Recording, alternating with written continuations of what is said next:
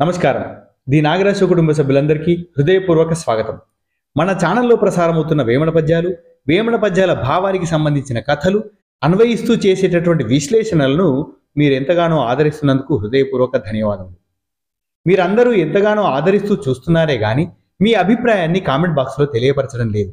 వ్యక్తపరిచేటటువంటి అభిప్రాయాల ప్రకారం ఏదైనా మార్పులు చేర్పులు చేయాల్సిన అవసరం ఉంటే నేను మీ అభిప్రాయాలకు అనుగుణంగా మార్చుకోవచ్చు అని నా ఉద్దేశం. తద్వారా మన వీడియోలో వచ్చేటటువంటి కంటెంట్ ఇంకా అద్భుతంగా రూపొందించే అవకాశం నాకు కలుగుతుంది. కాబట్టి తప్పకుండా వీడియో పైన మీ అభిప్రాయాన్ని తెలియపరచండి. అలాగే మీకు వీడియో బాగా నచ్చితే లైక్ చేయండి. అలాగే ఇంకా బాగా నచ్చితే ఇంకా ఎక్కువ మందికి చేరే విధంగా షేర్ చేస్తారని హృదయపూర్వకంగా సవినయంగా మనవి చేస్తున్నాను. కోరిక వేరు, వ్యామోహం వేరు. ఆ వ్యామోహానికి సంబంధించిన పద్యమే ఈ రోజటి వేమన పద్యం. ఆ వ్యామోహానికి సంబంధించినటువంటి కథే ఈ రోజటి బౌద్ధుల జాతక కథ. వీటి రెండిటి మధ్యన ఎంతో అద్భుతమైన పోలిక ఉంది. వీటి ద్వారా మనము ఒక 20 అద్భుతమైన మానసిక విశ్లేషణ సూత్రాలను నేర్చుకోవచ్చును. అవన్నీ ఈరోజు సంపూర్ణంగా మనం ఈ వీడియోలో విశ్లేషించుకుందాం, చర్చించుకుందాం. కాబట్టి చివరి వరకు తప్పకుండా చూసి మీ అభిప్రాయాన్ని తెలియపరుస్తారని కోరుకుంటున్నాను. ఆలుబిడ్డలనుచు నతిమోహముననున్న ధనము మీద వాంఛ తగిలియున్న అట్టి నరులకిలను నరయ ముక్తియే లేదు విశ్వదాభిరామ వినురవేమ. ఆలుబిడ్డలనుచు నతిమోహముననున్న ధనము మీద వాంఛ తగిలియున్న అట్టి నరులకిలను నరయ ముక్తియే లేదు విశ్వదాభిరామ వినురవేమ. ఈ పద్యంలో వేమనయోగి మానవుని ఆధ్యాత్మిక పతనానికి కారణమైన కారణాలను, బలహీనతలను ఎత్తి చూపాడు. ఆలుబిడ్డలనుచు నతిమోహముననున్నా అన్నాడు వేమన. భార్యా పిల్లలే సర్వస్వం అని భావిస్తూ వారిపై ప్రేమకు మించిన అతి వ్యామోహం పెంచుకోవడం. బాధ్యత వేరు, వ్యామోహం వేరు. వ్యామోహం మనిషిని స్వార్థపరుడిగా మారుస్తుంది. ధనము మీద వాంఛ తగిలియున్నా అన్నాడు వేమన. డబ్బు సంపాదించడం అవసరమే, కానీ ఆ డబ్బే జీవిత ధ్యేయంగా మారి దానిపై తీరని ఆశ కలిగి ఉండడం అనేది ధనము మీద వాంఛ తగిలియున్నా అనే పాదానికి అర్థం. అట్టి నరులకిలను నరయ ముక్తియే లేదు అన్నాడు వేమన. ఇలాంటి స్వభావం ఉన్నటువంటి మనుషులకు ఈ లోకంలో మానసిక ప్రశాంతత కానీ, పరలోకంలో మోక్షం కానీ లభించదు. వారు ఎప్పుడూ భయం, ఆందోళనతోనే బ్రతుకుతారు అని సారాంశం. కుటుంబం పైన మితిమీరిన మమకారం, సంపద పైన తీరని దాహం ఉన్నవారికి జీవిత పరమార్థం బోధపడదు, వారికి విముక్తి లభించదు అని పద్యం యొక్క సారాంశం సూక్ష్మంగా. ఈ పద్య భావానికి అద్భుతంగా సరిపడేటటువంటి ఒక మంచి బౌద్ధుల జాతక కథ ఉంది.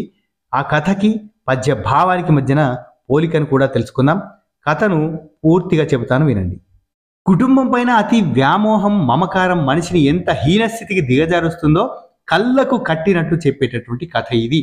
తోడయ్య బ్రాహ్మణుని కథ. పూర్వం శ్రావస్తి నగరంలో తోడయ్యుడు అనే అత్యంత సంపన్న బ్రాహ్మణుడు ఉండేవాడు. అతనికి లెక్కలేనంత ఆస్తి ఉంది, కానీ అతనికి ధనం మీద వాంఛ చాలా ఎక్కువ. అట్లాగే తన కొడుకు శుభుడు అంటే అతి వ్యామోహం. తోడయ్య ఎవ్వరికి ఒక పైస దానం చేసేవాడు కాదు. తన కొడుకు శుభుడికి ఎప్పుడూ ఇట్లా బోధించేవాడు. నాయనా, కాటుక కళ్ళకు పెట్టుకుంటే ఎట్లా కరిగిపోతుందో, చీమలు పుట్టను ఎలా కొద్ది కొద్దిగా పెంచుతాయో గమనించు. సంపదను ఖర్చు పెడితే కాటుకలాగా తరిగిపోతుంది. కాబట్టి ఎవ్వరికీ ఏమీ ఇవ్వకు, కేవలం కూడబెట్టు అని బోధించేవాడు. ఇలా తన భార్య, బిడ్డల భవిష్యత్తు కోసం పిసినారిగా బ్రతుకుతూ ధనాన్ని భూమిలో పాతిపెట్టి ఆ ధనం మీదే ధ్యాసతో మరణించాడు. మరణించిన తర్వాత ధనం మీద వ్యామోహంతో ధనాన్ని కాపాడుకోవాలనేటటువంటి ఆశ చచ్చిపోక కుక్కగా పుట్టాడు. వేమన గారు చెప్పినట్లు నరయ ముక్తియే లేదు అన్నట్లు చనిపోయాక అతనికి మోక్షం రాలేదు. తన ఇంటిపైన, తన ధనం పైన ఉన్న మమకారంతో అతను తన సొంత ఇంట్లోనే ఆడుకునే ఒక కుక్కలాగా పుట్టాడు. తోడయ్యుడి కొడుకు శుభుడికి కుక్క అంటే చాలా ఇష్టం. అది తన తండ్రే అని తెలియక దానికి మంచి ఆహారం పెట్టేవాడు, మెత్తటి పరుపుల పైన పడుకోబెట్టేవాడు. ఒకరోజు గౌతమ బుద్ధుడు భిక్షాటన చేస్తూ శుభుడి ఇంటికి వచ్చాడు. ఆ కుక్క బుద్ధుని చూడగానే గట్టిగా మొరగడం మొదలుపెట్టింది. బుద్ధుడు ప్రశాంతంగా, తోడయ్యా, నువ్వు మనిషిగా ఉన్నప్పుడు ఎవ్వరికీ ఏమీ ఇవ్వలేదు, అందరినీ అవమానించావు. ఇప్పుడు కుక్కగా పుట్టినా నీ బుద్ధి మారలేదా? ఇలాగే ఉంటే నీకు నరకమే గతి అని హెచ్చరించాడు.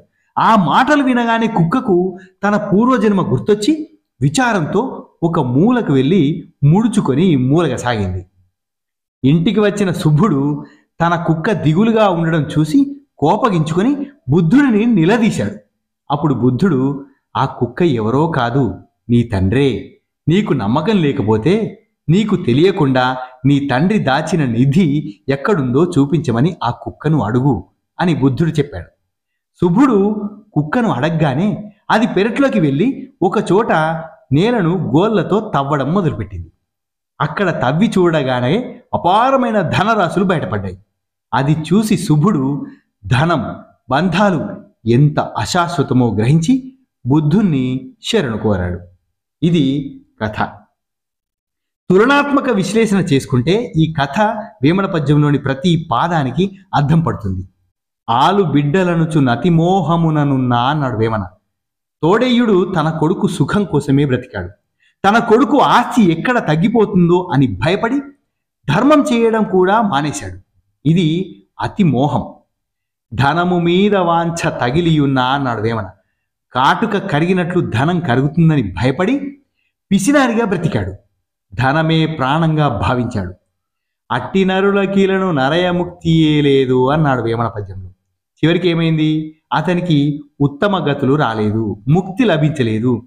హీనమైన జంతు జన్మ, కుక్కలాగా పుట్టాల్సి వచ్చింది. తాను దాచిన ధనాన్ని తానే అనుభవించలేకపోయాడు. తోడేయుడి కథ మరియు వేమన పద్యం ఆధారంగా నేటి తరానికి ఉపయోగపడే జీవిత సత్యాలను విందాం. ఆర్థిక క్రమశిక్షణ మరియు దృక్పథం. డబ్బు యజమాని కాకూడదు. డబ్బును మనం శాసించాలి తప్ప డబ్బు మనల్ని శాసించేలా మారకూడదు. సంపాదించిన దానిని సరైన రీతిలో కుటుంబంతో అనుభవించాలే గాని మరీ పిసినారిగా బ్రతకకూడదు. పెట్టుబడిలో ధర్మం. కేవలం లాభం కోసమే కాకుండా సమాజానికి మేలు జరిగే పనులలో కూడా పెట్టుబడి పెట్టాలి. వీలునామాలో స్పష్టంగా ఉండాలి. ఉన్నప్పుడే ఆస్తి వివరాలు కుటుంబానికి తెలియపరచాలి. లేకపోతే తోడేయుడిలాగా ఆత్మగా మారి కుక్కలాగా మళ్ళీ పుట్టి ఆ ధనం చుట్టూ తిరగాల్సి వస్తుంది. నిజమైన వారసత్వం. పిల్లలకు ఆస్తులు ఇవ్వడం కంటే ఆ ఆస్తులను ఎలా నిర్వహించాలో నేర్పించడం ముఖ్యం. బంధాలు, అనుబంధాలు, అటాచ్మెంట్ విత్ డిటాచ్మెంట్. కుటుంబం పైన ప్రేమ ఉండాలి కానీ వారు లేకపోతే బ్రతకలేము అనేంత అంధకార మమకారం ఉండకూడదు. పిల్లల స్వశక్తి మీద మనం నమ్మకం ఉంచాలి. మన సంపద మీదే వారు బ్రతకాలి అని కోరుకోవడం వారిని అంగవైకల్యం పాలు చేయడమే, వారిని అశక్తులను చేయడమే, వారికి సంపాదించడం ఎట్లా అనే శక్తి లేకుండా మనం చేయడమే అవుతుంది. ప్రేమ వేరు, భయం వేరు. నా వాళ్ళకు ఏమైపోతుందో అనే భయంతో కూడినటువంటి ప్రేమ ఆఖరికి విషంలాగా మారిపోయి పిల్లలు బాగుపడకుండా చేస్తుంది. బంధాలకు విలువను ఇవ్వాలి. డబ్బు సంబంధాలను నిర్ణయించకూడదు. జ్ఞాపకాలే ముఖ్యం. చనిపోయాక మిగిలేవి ఆస్తులు కాదు, మనం ఇతరులకు పంచిన జ్ఞాపకాలు మాత్రమే మిగులుతాయి. అంత్యనిష్ఠ. మరణ సమయంలో ప్రశాంతంగా ఉండాలంటే జీవితాంతం మంచి పనులు చేయాలి. తోడేయుడు ఆస్తి గురించి ఆలోచిస్తూ చనిపోయాడు కాబట్టి కుక్కలాగా పుట్టాడు. మనం ప్రశాంతంగా మరణించాలి అంటే, ప్రశాంతమైనటువంటి మరణం రావాలి అంటే మనం జీవితాంతం మంచి పనులు చేస్తే ఆ మంచి మనకు తిరిగి లభిస్తుంది. తృప్తిలోనే శాంతి ఉంటుంది.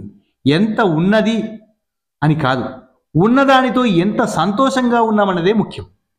కర్మ సిద్ధాంతం. నువ్వు ఈరోజు ఇతరులకు ఏమిస్తావో అదే నీకు తిరిగి వస్తుంది. స్వీయ విశ్లేషణ. నేను కేవలం నా కుటుంబం కోసమే బ్రతుకుతున్నానా? సమాజానికి నా పాత్ర ఏముంది అని మనం ప్రశ్నించుకోవాలి. అప్పుడు సామాజిక బాధ్యత అనేది మనకు ఏర్పడుతుంది. దానం ఒక రక్షణ కవచం లాంటిది. మనం చేసే దానం మన ఆపద సమయంలో మానసిక ధైర్యాన్ని మనకిస్తుంది. సంపద వికేంద్రీకరణ. నీ దగ్గరే మురిగిపోయే డబ్బు వల్ల ఎవ్వరికీ లాభం లేదు. అది ప్రవహిస్తేనే సమాజం బ్రతుకుతుంది. అతి ఎప్పటికీ అనర్థమే. అతి ప్రేమ, అతి ధనాశ రెండు మనకు పతనానికే దారితీస్తాయి. ప్రస్తుతంలో జీవించాలి. రేపటి కోసం ఈరోజు సంతోషాన్ని, ధర్మాన్ని చంపుకోవద్దు. విముక్తి మార్గాన్నే ఎంచుకోవాలి. బంధనాల నుండి, వస్తువుల నుండి మానసికంగా స్వేచ్ఛ పొందడమే నిజమైన విముక్తి. ఇదండి ఈరోజుటి వేమన పద్యం కథ మనకు నేర్పేటటువంటి అద్భుతమైన జీవిత సత్యాలు. ఇలాంటి అద్భుతమైన మానసిక విశ్లేషణ, మానసిక వికాస సూత్రాలు మరియు కథ మరియు వేమన పద్యాలతో మరొక అద్భుతమైన వీడియోలో మీ ముందుకు వస్తాను. అంతవరకు సెలవు. ధన్యోస్మి. శుభం భూయాత్.